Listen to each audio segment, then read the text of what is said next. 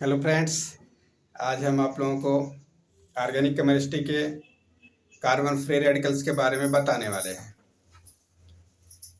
आइए देखते हैं कार्बन फ्री रेडिकल्स के बारे में, इसका जनरेशन, इसमें किस तरीके से बॉन्ड क्लीवेज होता है जो कि फ्री रेडिकल्स का फॉर्मेशन होता है।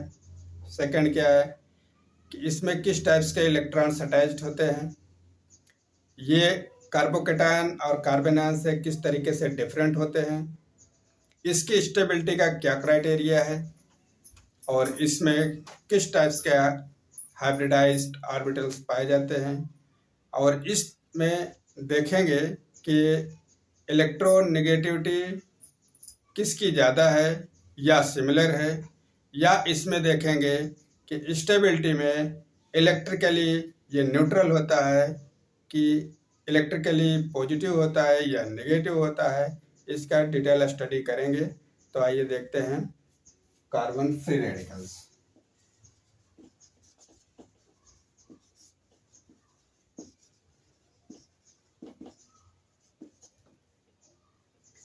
कार्बन फ्री रेडिकल्स कार्बन के रेडिकल्स हैं जो कि ऑर्गेनिक कंपाउंड्स के कोवेलेंट बॉन्ड के ब्रोकन से होता है। ये जनरेशन होता है free radicals.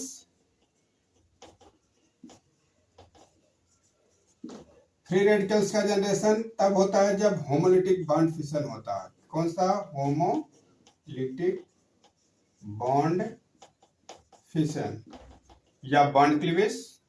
Homolytic bond fission होता है ऑर्गेनिक केमिस्ट्री में, जिसमें जब ये ऑर्गेनिक कंपाउंड्स कोवेलेंट बॉन्ड से एक दूसरे से अटैच होता है, mutually sharing of same electrons, equally share, वो भी सिग्मा बॉन्ड्स। कैसा bonds? Sigma bonds.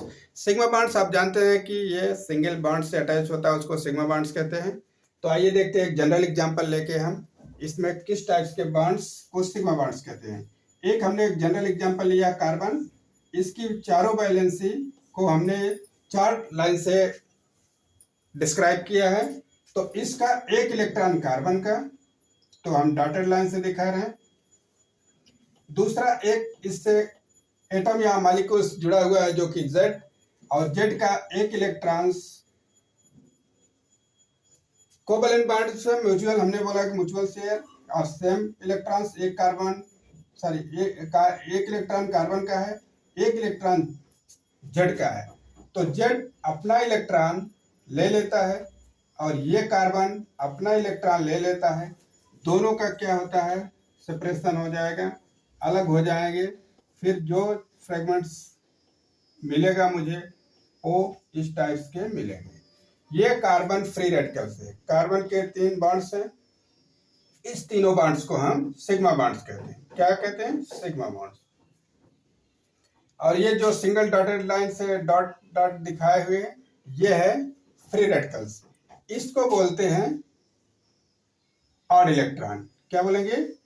Odd electron. Odd electron से मतलब है कि इसमें अनपेयर्ड इलेक्ट्रॉन्स है। इलेक्ट्रॉन्स हमेशा पेयर्ड में होते हैं, जोड़े में होते हैं, लेकिन इसमें सिंगल इलेक्ट्रॉन्स हैं जो कि अनपेयर्ड है, किसी बॉन्ड से अटैच नहीं है। इसी को ऑड इलेक्ट्रॉन कहते हैं। इसी को कार्बन फ्री रेडिकल्स कहते हैं। जब ये कार्बन फ्री रेडिकल्स का स्मॉल कंपाउंड्स, स्मॉल मॉलिक्यूल्स दूसरे कार्बन फ्री रेडिकल के स्मॉल कंपाउंड से मिलते हैं तो एक लार्ज कार्बन फ्री रेडिकल्स का जनरेशन करते हैं। ये ऑड इलेक्ट्रॉन्स है, इसके लिए ये इलेक्ट्रिकली न्यूट्रल होते हैं। कैसे होते हैं? Electrically neutral. Electrically neutral, okay. इसलिए इलेक्ट्रिकली न्यूट्रल होते हैं, ना तो इसमें पॉजिटिव चार्ज है, कार्बोकेटायन की तरह ना तो पॉजिटिव चार्ज है और न कार्बेनायंस की तरह नेगेटिव चार्ज है। इन दोनों में कार्बोकेटायन और कार्बेनायन की तरह कोई चार्ज नहीं है, इसीलिए इसको इलेक्ट्रिकली न्यूट्रल बोलते हैं। क्या बोलते हैं? Electrically neutral. Carbon free radicals को इलेक्ट्रिकली न्यूट्रल बोलते हैं। और ये carbon free radicals more reactive होता है।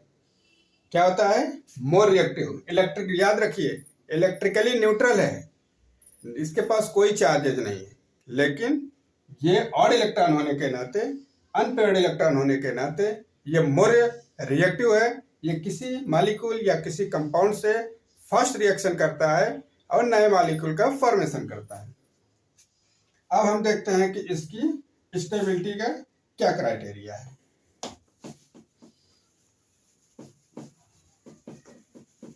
ओके, आइए देखते हैं कार्बन फ्री रेडिकल्स की स्टेबिलिटी।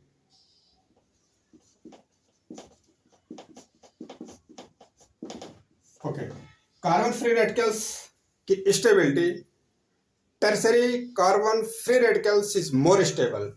कौन सा है, tertiary carbon free radical is more stable.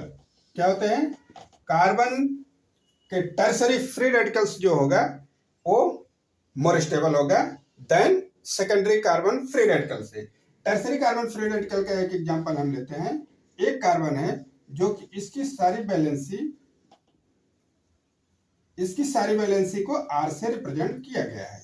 Okay, ये R एक्सेप्ट हाइड्रोजन एटम, ये methyl group, ethyl group, propyl group या R में से कोई ग्रुप इससे अटैच है। हम इधर लिख देते हैं R बराबर CH3 हो सकता है, C2H5 हो सकता है, C3H7 हो सकता है, मिथाइल ग्रुप है, इथाइल ग्रुप है, प्रोपाइल ग्रुप, या इससे आप फिनाइल ग्रुप भी C6H5 भी लगा सकते हैं। R मीन्स इतने, क्लियर है।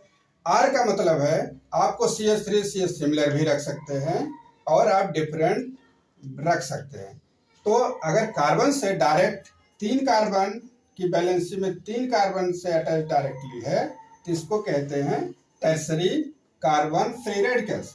Tertiary carbon free radical is more stable then secondary carbon free radical.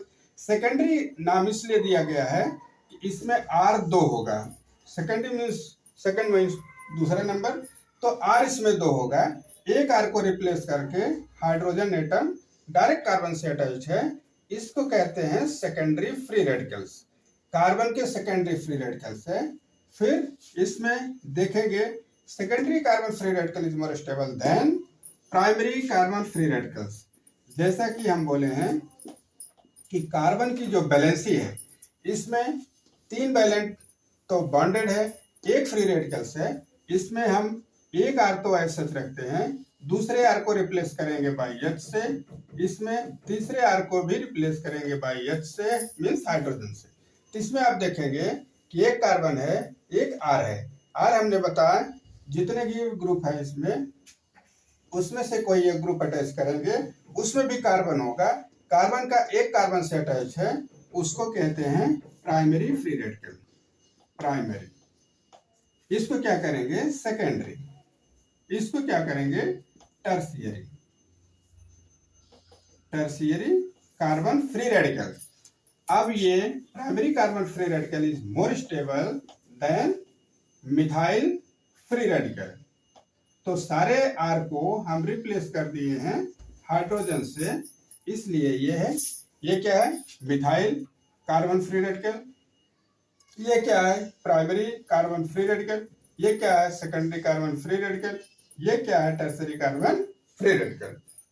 इसकी स्टेबिलिटी टर्सरी कार्बन की क्यों ज्यादा है सेकेंडरी से, सेकेंडरी क्यों ज्यादा है प्राइमरी से, प्राइमरी क्यों ज्यादा है मिथाइल ग्रुप से।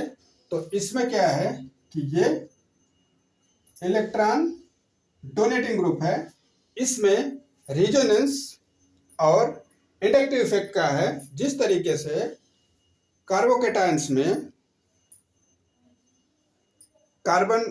कार्बोकेटायंस में tertiary carbon is more stable था, उसी तरीके से कार्बन फ्री रेडिकल्स में भी tertiary carbon free radical more stable है। जो फैक्टर्स उसमें इफेक्ट करता है कार्बोकेटायंस में, वही फैक्टर्स सेम अप्लाई होता है इसमें फॉर स्टेबिलिटी पर्पज। आइए अब देखते हैं इसको इसका हाइब्रिडाइजेशन, इसमें कार्बन के 3 हाइब्रिडाइजेशन,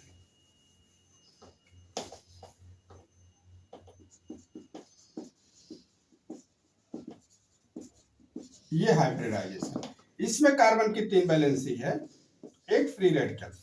इसको जब हम हाइब्रिडाइज फॉर्म में देखेंगे तो एक कार्बन के सेंटर में इसमें क्या है, sp2 हाइब्रिडाइजेशन होता है।